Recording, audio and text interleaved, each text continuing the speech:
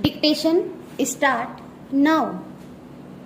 Let us be frank enough to recognize that this increase in the intensity and duration of stoppages of work has prevented our economy from realizing its full potential.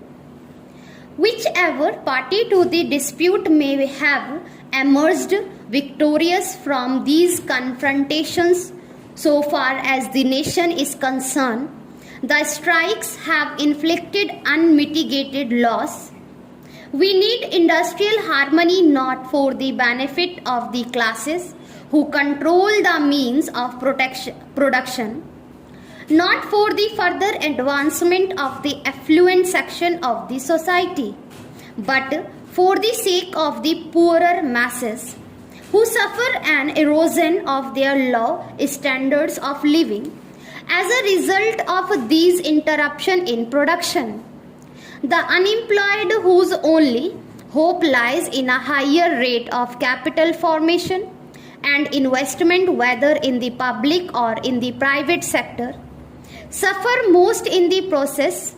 We are all here today to find a solution to this grave industrial problem and to consider how to mitigate, if not to end, the present stage of disorder in labor management relations.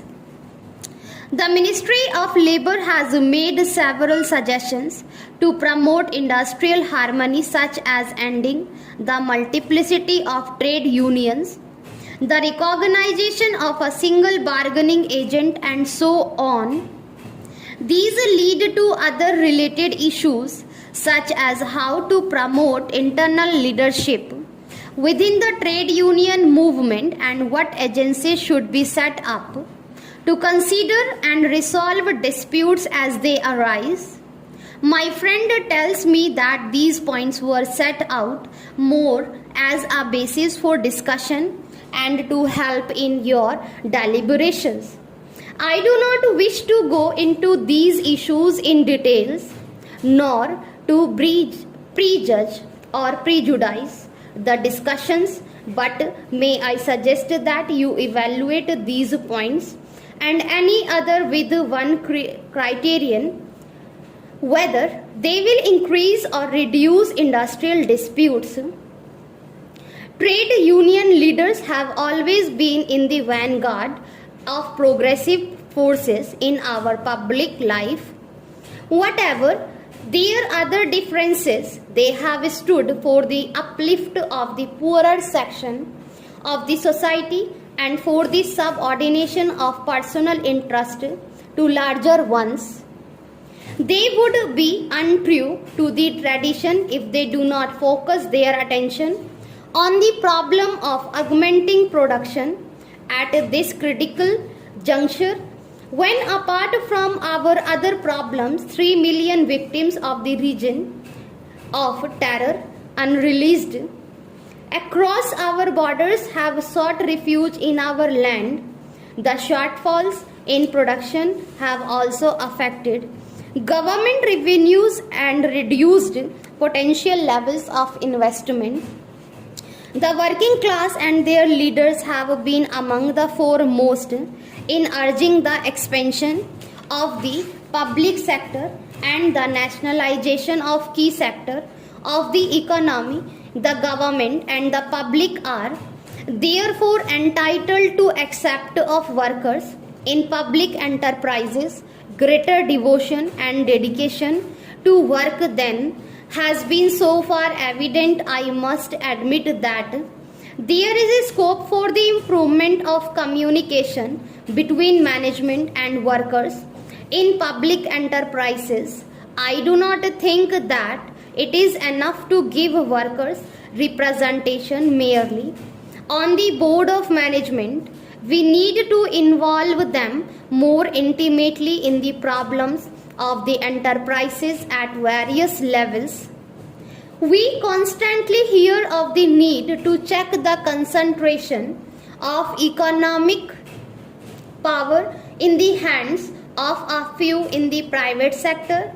I believe that by far the most effective means of checking these trends is to enlarge the role of the public sector and to upgrade its efficiency.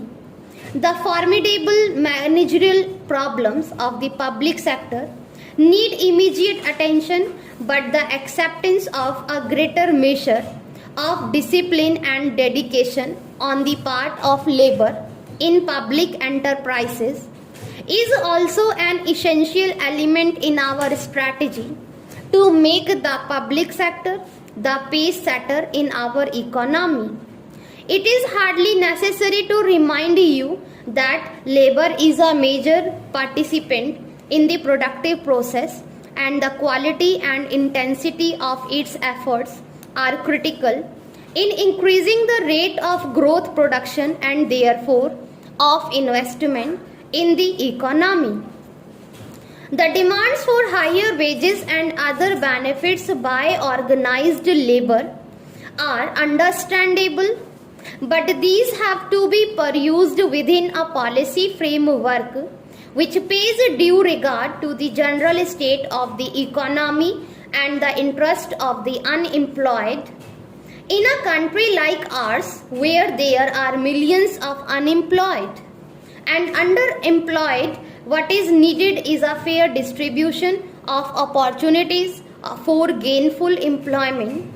In this sense, the employed, particularly in the organized sector, who enjoy a measure of special security, should recognize that in our country, to be employed in is in itself a privilege.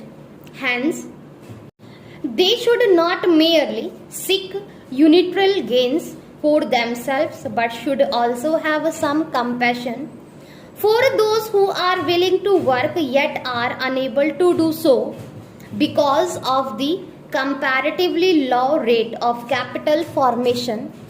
I am sure that trade unions will interrupt their responsibilities in this wider sense and work to secure for the employed as well as the prospective labor an increasing equitable share of progressively rising national product.